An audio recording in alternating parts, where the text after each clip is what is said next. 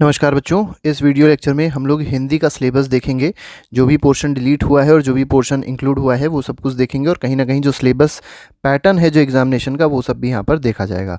तो चलिए देखते हैं जो 9th क्लास का है। सबसे पहले 9th क्लास की बात करते हैं, उसके बाद 10th की बात करेंगे। तो पहले 9th क्लास में इस वीडियो में हम लोग फिलहाल 9th की ही सिर्फ बात करने वाले हैं। ठीक है, तो देखिए क्या क्या कहा गया है।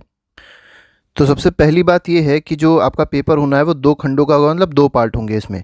एक पार्ट ए होगा मतलब आ और दूसरा पार्ट होगा बी मतलब बा। ठीक है, पहले में अगर आप खंड आ में देखें मतलब ए पार्ट में देखेंगे तो उसमें टोटल 49 क्वेश्चंस होंगे।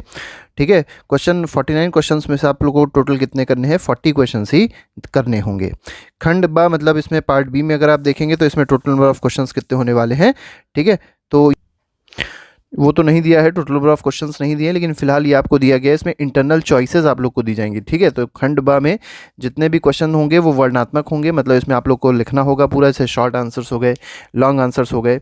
ठीक है, लेकिन यहाँ पर आपको क्या दी जाएगी, इंटरनल चॉइसेस दी जाएगी। टोटल मार्क्स जो है, मैक्सिमम मार्क्स जो है वो कितने का होगा, 80 मार्क्स का होगा फाइनल एनुअल एग्जामिनेशन, और 20 मार्क्स का क्या होगा, इंटरनल एग्जामिनेशंस होंगे जो कि स्कूल में होते हैं।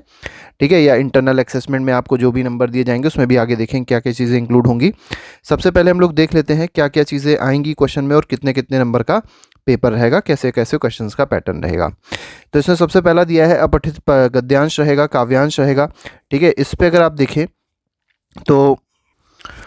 तो जैसे अनसीन पैसेज होता है उस पर बेस्ड आपको 5 क्वेश्चंस मिलेंगे। ठीक है, और 5 क्वेश्चंस यहाँ पर होंगे और इसको आप लोगों को करना होगा। ठीक है, ये खंड आ मतलब पार्ट ए की बात हो रही है। इसमें सिर्फ आप लोग से मल्टीपल चॉइस क्वेश्चंस ही पूछे जाएंगे। व्याकरण में अगर आते हैं तो व्याकरण के लिए निर्धारित विषयों पर विषय वस्तु का बोध, भाषिक बिंदु, संरचना आदि पर बहुविकल्पीय प्रश्न। फिर से आप देख सकते हैं यहाँ पर एमसीक्यूज़ की बात हो रही है और कौन कौन से एमसीक्यूज़ पूछे जाएंगे, कौन कौन से टॉपिक पे पूछे जाएंगे। तो जैसे सबसे पहला जो टॉपिक है वो उपसर्ग है, इसमें 2 क्वेश्चंस पूछे जाएंगे। प्रत्यय पे 2 क्वेश्चंस आएंगे। समास पे 4 क्वेश्चंस आएंगे, जो मतलब समास का पार्ट बहुत बड़ा है।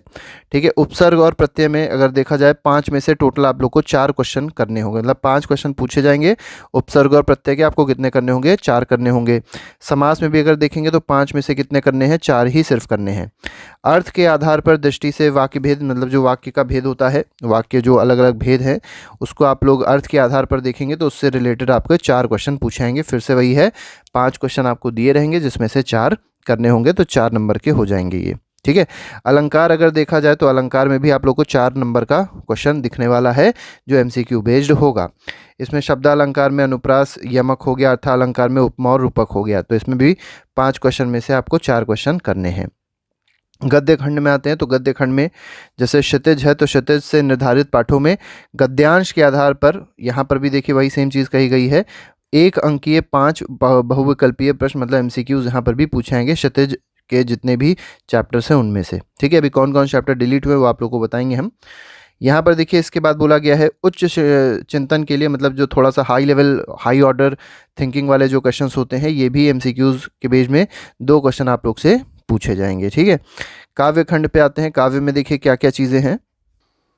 तो देखिए जैसे इसमें पहले में बोला गया है जो कविता होगी, क्षितिज की जो किताब है उसमें जो कविताएं हैं उसके हिसाब से आपसे एमसीक्यूज पूछे जाएंगे और कितने होंगे, 5 होंगे। और उसमें एक और आप लोग से एमसीक्यू का सेट पूछा रहा है 2 क्वेश्चन का, तो टोटल आप लोग से कितने क्वेश्चंस पूछे जा रहे हैं, 7 क्वेश्चन पूछे जाएंगे एमसीक्यू के। ठीक है, वर्णनात्मक में आते हैं तो गद्य खंड में आते हैं। तो गद्य खंड में यहाँ पर देखिए अब वर्णनात्मक की बात करिए, मतलब डिस्क्रिप्टिव की बात करी गई है। ठीक है, तो डिस्क्रिप्टिव जो है वो टोटल कितने नंबर का होने वाला है, तो 6 का ये 6 का ये 6 6 12 12 8 कितना हो जाएगा, 20 हो जाएगा। फिलहाल यहाँ पर ये देख सकते हैं 20 हो जाएगा। इसके बाद 20 आपका एक और दिखाई पड़ रहा है तो टोटल हो गया 40, मतलब 40 होगा एमसीक्यू और 40 नंबर का हो गया आपका डिस्क्रिप्टिव। मतलब एमसीक्यू आधा पैटर्न है एमसीक्यू का, बहुत इंपॉर्टेंट है एमसीक्यू। ठीक है, तो यहाँ पर देखिए गद्य खंड में अगर देखा जाए तो क्षितिज से रिलेटेड जो क्वेश्चंस आप लोग से पूछे आ रहे हैं वो, मतलब जो शॉर्ट आंसर्स भी हो सकते हैं, लॉन्ग आंसर्स भी हो सकते हैं, वो डिपेंड करता है। तो देखिए शब्द सीमा दी गई 25 से 30 क्वेश्चन, जिसमें से 4 क्वेश्चन आप लोग को दिए होंगे और कितने करने होंगे, 3 क्वेश्चंस को करना होगा। काव्य खंड में अगर देखेंगे तो काव्य खंड में भी सेम चीज़ आप लोग को दी गई है कि क्षितिज की किताब में से 4 क्वेश्चन आप लोग को दिए रहेंगे और 3 प्रश्न आप लोग को करने होंगे, और ये भी 2-2 नंबर के ही क्वेश्चन होंगे। तो टोटल मार्क्स कितना हो गया, 6 मार्क्स हो जाएगा। सिमिलरली यहाँ पर देखिए तो कृतिका की किताब के जितने भी चैप्टर्स हैं उनमें से 3 आपको क्वेश्चंस दिए रहेंगे, जिसमें से आपको 2 क्वेश्चंस को करना होगा। ठीक है, नेक्स्ट पे आते हैं लेखन की बात करते हैं, मतलब राइटिंग की बात करते हैं। ठीक है। तो यहाँ पर देखिए, यहाँ पर सबसे पहली चीज़ जो 6 नंबर का क्वेश्चन है उसमें आप लोग को अनुच्छेद लिखना है, विषय पर अनुच्छेद लिखना है। 6 नंबर का ये होगा, 120 शब्द में लिखना होगा। करंट से रिलेटेड हो सकता है या किसी भी टॉपिक से रिलेटेड हो सकता है। खा मतलब बी पार्ट में अगर देखा जाए तो यहाँ पर अनौपचारिक विषयों या औपचारिक विषयों पर लगभग 100 शब्दों में एक पत्र लिखना है, मतलब लेटर लिखना है। लेटर राइटिंग है एक तरीके से। ये कितने नंबर का पूछा जाएगा? तो 5 नंबर का पूछा जाएगा। ठीक है, फॉर्मल भी हो सकता है और इनफॉर्मल भी हो सकता है, मतलब औपचारिक भी हो सकता है और अनौपचारिक भी हो सकता है। अब यहाँ पर सी पार्ट में कहा गया है, दिए गए विषय शीर्षक के आधार पर रचनात्मक सोच के साथ लगभग 100 शब्दों में लघु कथा लेखन। अब देखिए, एक और आप लोग को टॉपिक दिया गया है लघु कथा लेखन, ये भी आप लोग को लिखनी है। कितने? 5 नंबर की ये दी जाएगी। ठीक है, अब देखिए यहाँ पर आपको ऑप्शन दिया जाएगा। ऑप्शन में क्या है, इसके बाद एक और इसमें आप लोग को ऑप्शन भी रहेगा जिसमें आप लोग को औपचारिक ईमेल लेखन, मतलब यहाँ पर देखिए एक बहुत इंपॉर्टेंट चीज़ इंक्लूड करी गई है, औपचारिक ईमेल। ठीक है, तो ईमेल लिखना भी आप लोग को आना चाहिए, वो भी किसमें? हिंदी में। तो ये भी 100 शब्दों का आप लोग से पूछा जाएगा। तो इनमें से दोनों में से आप एक कोई भी चीज़ कर सकते हो।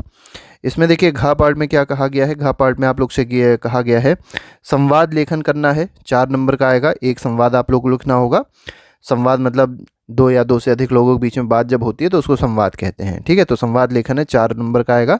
इसके अलावा एक चीज़ और आप लोग को लिखनी है, सूचना लेखन। ठीक है, इन्फॉर्मेशन जो होती है, तो सूचना कैसे लिखी जाती है उसके लिए भी आप लोग को एक क्वेश्चन मिलेगा जो 4 नंबर का होगा। तो दोनों में से आप लोग को एक कोई करना होगा। ठीक है, इसके बाद आते हैं कैसे कैसे मार्क्स का डिवीजन हुआ है। तो सबसे पहले अगर देखा जाए तो इंटरनल असेसमेंट के आपके कितने मार्क्स हैं? 20 मार्क्स हैं।